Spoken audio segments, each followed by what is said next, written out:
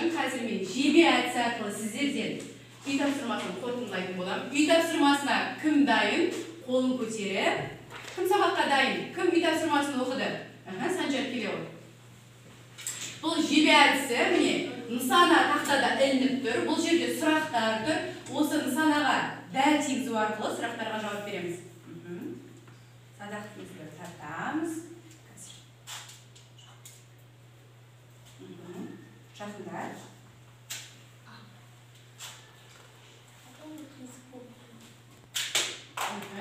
Жақсы, қандай сұрақ? Тиді. Батаны кімдер айтады? Бір батаны жатқа айт. Мына жаққа қарап отырамыз. Батаны кімдер айтады? Үлкен шалдар. Аталар айтамыз, иә? Ақсақалдар, аталар. Бат айтқанда қолыңызды даусың шығар, басына бастап. Даусыңды шығар. Асына береке берсін, басына денсаулығын солғысын, дастарханың болсын. Жақсы, отырамыз, Санжар. Келесі кім шығар? Балалар, бүгінгі біздің өткен жаңа тақырыбымыз не туралы? Археолог. Біз археологтың кім екенін жақсырақ таныстық. Бүгінгі сабақтан енді балалар келесі кезекті біз зерттеуге берейік. Міне бірінші топ, екінші топ, үшінші топ болып топтаса қояйық. Тып-түйіш. Тез топтаса қояйық. Балалар, бұл құмның ішінен өзіміз қазба жұмыстарын тексереміз. Ішіне не табамыз? Балалар, не бар екен? Тапқан оқушылар. Шығар ғой тақтаға. Бір-бірін шығар. Қалғанымыз орнымызға отырамыз. Қалғанымыз орнымызға отырамыз. Балалар, енді тақтаға құрастыра қойыңдар. Тапқан оқушылар тақтаға құрастыра қойыңдар. Құрастыра қойыңдар. Мұқият қарап отырамыз. Ненің суреті бейнеленгенін. Қазір әлі шыққан жоқ қой балалар. Айдана, тезет. Бұл балалар тез. Тезет. Дұрыс.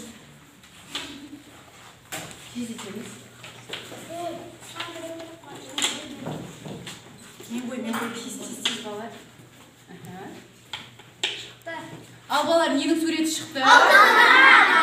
Алтын адам туралы не білеміз? Алтын адам деген ол кім? Айта қояшы. Ол 18 жылдық сақ ханзадасы. 18 жасар сақ ханзадасы. Тағы қай жерде табылған алтын адам? Алматы облысында. Оны кім тапқан? Кемел Ақшыр, ол археолог. Балалар, археолог деген кім? Археолог деген кім, балалар? Әли археолог деген кім? Айта ғой. Археолог ол ежелгі заман адамдардың мәдениеті мен тұрмыс тіршілігі зерттейтін ғалым. Дұрыс па, балалар? Иә. Өте жақсы, жарайсыңдар, балалар. Міне барлығымыздың алдымызда осындай күрткі барымыз ұл және қыз, бұл көңіл күйді білдіретін. Енді бүгінгі сабақ түсінікті, бүгінгі сабақ ұнаса сіздерге мына жерде міне жылап тұрған, күліп тұрған, мұңайып тұрған оқушы балалардың көңіл күйі бар. Барлығымыз таңдаймыз. Бүгінгі сабақ ұнаса осылай көрсетеміз және де тез барлығымыз көрсете қойыңыздар. Көтереміз. Бүгінгі сабақ түсінікті болса, бүгінгі сабақ ұнаса. Жақсы. Қайдан Расхан? Балалар, бүгінгі сабақ түсінікті болды ма? Бүгінгі сабақ ұнады ма, балалар? Жақсы, рахмет.